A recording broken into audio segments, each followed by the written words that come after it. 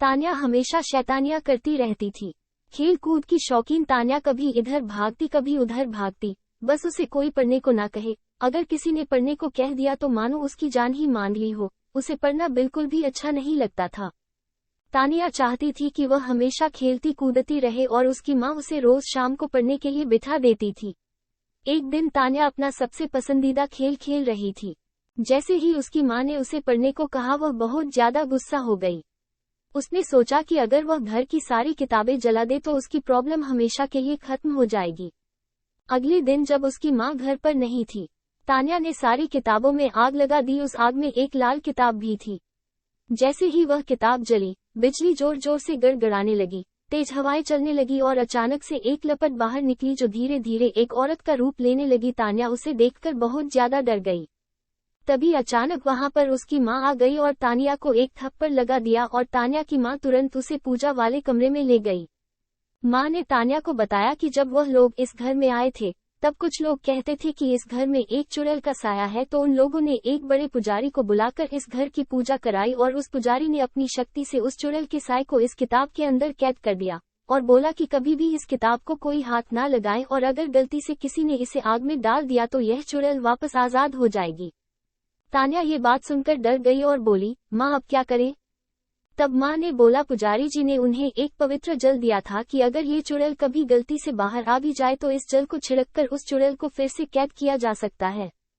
पर अब मुश्किल ये थी कि यह जल छिड़का कैसे जाए, क्योंकि वह चुड़ैल काफी गुस्से में थी, क्योंकि उसे इतने लंबे समय तक के लिए इस किताब में बंद कर दिया था।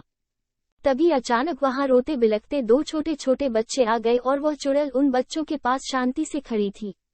माँ धीरे से कमरे से बाहर आई और उस चुड़ैल से बात करने की कोशिश करने लगी। जैसे उस चुड़ैल ने माँ को देखा, वह चुड़ैल माँ पर हमला करने के लिए भागी। माँ के हाथ में वह पवित्र जल था। उस जल को देखकर चुड़ैल डर गई और वहीं रुक गई और बोली, मेरे पर यह जल मत डालो, मेरे बच्चे फिर अकेले हो जाएंगे। माँ ने उस चुड़ैल को बड़े ध्यान से देखा और पूछा कि तुम्हारे साथ क्या हुआ था? चुड़ैल बोली, मेरे पति ने मुझे वही जिंदा जला दिया था और मेरे बच्चे भूखे बिलखते रह गए और ऐसे ही उन्होंने भी दम तोड़ दिया। बस अंतर इतना रहा कि मैं तो चुड़ैल बन गई और मेरे बच्चे भूत बन गए। तब से हम यहीं रहते थे, पर 10 साल पहले तुम आए और तुमने मुझे इस किताब में कैद कर दिया। आज मैं वापस आजाद हुई हूँ। मैं अपने बच्चों को वापस अकेले नहीं छोड़ना चाहती हूँ।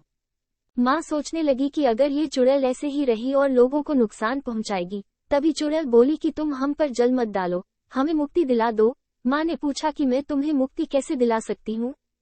चुड़ैल बोली कि तुम इस घर के पीछे बाले नीम के पेड़ के नीचे एक हवन कराओ और मेरे बच्चों की आत्मा की मुक्ति के लिए प्रार्थना करो।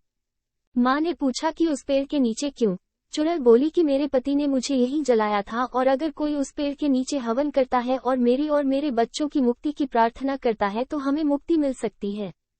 अगले दिन तान्या की माँ ने वहां पर एक छोटा सा हवन कराया, जिसमें उन लोगों ने उस चुड़ैल और उसके बच्चों की मुक्ति के लिए प्रार्थना करी। इससे उस चुड़ैल और उसके बच्चों को मुक्ति मिल गई और वह हमेशा के लिए वहां से चले गए। और तान्या को भी ये बात समझ आ गई कि हमें ऐसे सारी किताबें नहीं जलानी चाहिए और हमें पढ़ना भी चाहिए, जिससे हम अच्छे और समझदार इंसान बन सके। मॉरल ऑफ द स्टोरी, कोई इंसान जन्म से बुरा नहीं होता, हालात उसे बुरा बना देते हैं। उसे अपने आप को सुधारने का मौका देना चाहिए।